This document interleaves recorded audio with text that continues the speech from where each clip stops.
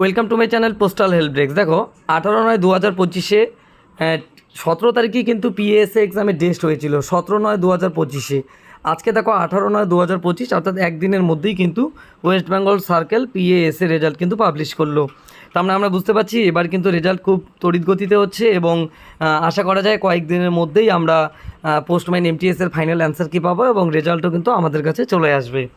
তো পিএএসএতে দেখো 236 জন শুধু এ ক্যাটাগরি থেকে ডেকেছিল, 236 জন, ভ্যাকান্সি ছিল 77টি, কিন্তু এখানে মোট 76 জনের রেজাল্ট দিয়েছে এবং এদেরকে জয়নিংয়ের যে টার্গেট দিয়েছে দেখো যে 19/9/2025 থেকে ক্যান্ডিডেটকে ক্লিয়ারলি নোটিফাইড করে দিতে হবে যে সে উইলিং দেবে নাকি রিফিউজাল দেবে, 7 দিনের মধ্যেই সেটি কিন্তু জানাতে হবে, অর্থাৎ 25/9 বা 26/9-এর মধ্যেই কিন্তু তাদের পোস্টিং অর্ডার ইস্যু করতে হবে।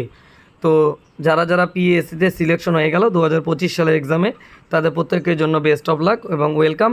এবং যারা যারা 2026 সালে পিএসসি এক্সাম দেবে তাদের কিন্তু খুবই টাফ হয়ে গেল, কেননা তোমরা দেখো এবারই কিন্তু এ ক্যাটাগরির ক্যান্ডিডেট ছিল 700 জনের মতো। 700 জনের মধ্যে 236 জনকে ডেকেছে, তার মধ্যে কিন্তু 76 জনের সিলেকশন হলো, অর্থাৎ বাকি ক্যান্ডিডেট কিন্তু আনফিল্ডই থেকে গেল।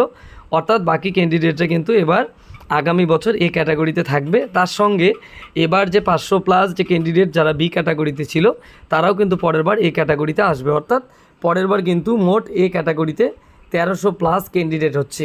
এই 1300+-এর মধ্যে ভ্যাকান্সির সংখ্যা তোমরা বুঝতেই পারছো, ওয়েস্ট বেঙ্গলে সিজিএল থেকে অনেক ক্যান্ডিডেট সিলেকশন হওয়ায় পিএসের ভ্যাকান্সি কিন্তু অনেক কম। তাই 2023 সালে নীল ভ্যাকান্সি ছিল একটা, 22 সালে ভ্যাকান্সি ছিল না, পরীক্ষা হয়নি।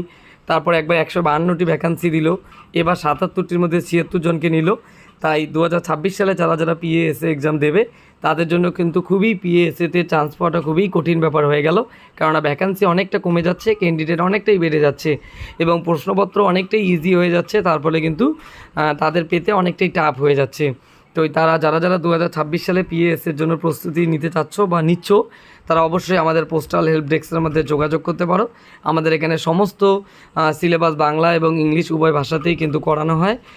এবং যারা যারা পোস্টম্যান এমটিএস এক্সাম দিচ্ছ তাদের জন্য 2026 সালের ব্যাচ স্টার্ট হয়ে গেছে। যারা যারা নিতে আগ্রহী তারা এখন থেকেই প্রিপারেশন শুরু করে দাও, কেননা যত দিন যাচ্ছে প্রিপারেশন নিতে কিন্তু খুব টাফ কম্পিটিশন হয়ে যাচ্ছে, ভ্যাকান্সি কমে যাচ্ছে, ক্যান্ডিডেট বেড়ে যাচ্ছে এবং অনেকটাই টাফ কিন্তু হচ্ছে। কেননা এবার দেখবে এমটিএস কোশ্চেন এতটাই ইজি হয়েছে যে অনেকেই কিন্তু আমরা শুনতে পাচ্ছি 100 পেয়েছে, 98 পেয়েছে, অর্থাৎ কাট অফ অনেকটা কিন্তু হাই যাবে।